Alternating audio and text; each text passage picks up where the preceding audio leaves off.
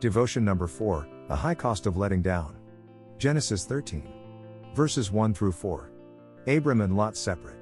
So Abram went up from Egypt to the Negev, with his wife and everything he had, and Lot went with him.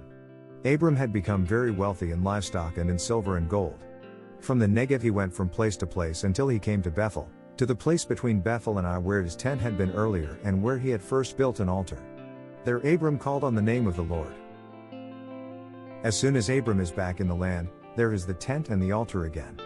There is no tent or altar in Egypt.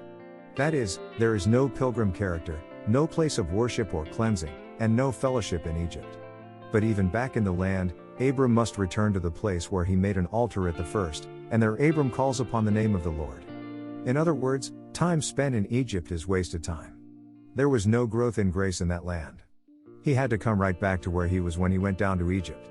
He had material gain to show for the time in Egypt, but nothing but barrenness and weakness spiritually. Have you discovered how true this is? When you forsake the pathway of faith, when you refuse to walk in fellowship with God, when you depend upon the resources of the world to satisfy the empty hunger of the heart, these are wasted years. They may literally be years.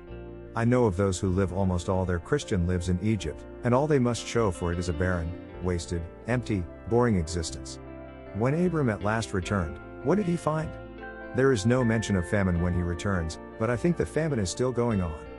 Remember, Abram was driven out of Egypt. He was not yet ready to leave it of his own choice, and this would indicate the famine was still raging in Canaan. Also, the quarrel that soon developed with Lot's herdsmen over the pasture land suggests there was still a severe shortage of feed. But though the famine continues, Abram is no longer troubled about it. Why not? Because, when he reached the land, the first thing he did was to call on the name of the Lord. This is what he should and could have done when the famine first struck. The name of the Lord stands for all the resources of God. When we cash a check, we are calling on the name of the person who signed the check.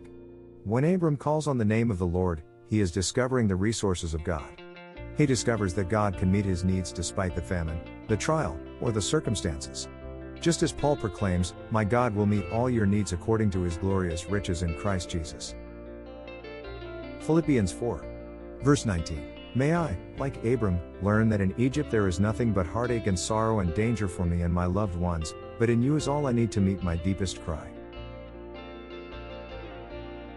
Life application. In times of testing and trial it can be difficult to hang on to God. Have we discovered that calling on Him is far better than paying the high cost of other kinds of relief? Join us for this series. Sunday 10:30 a.m. Hope Church Tulsa.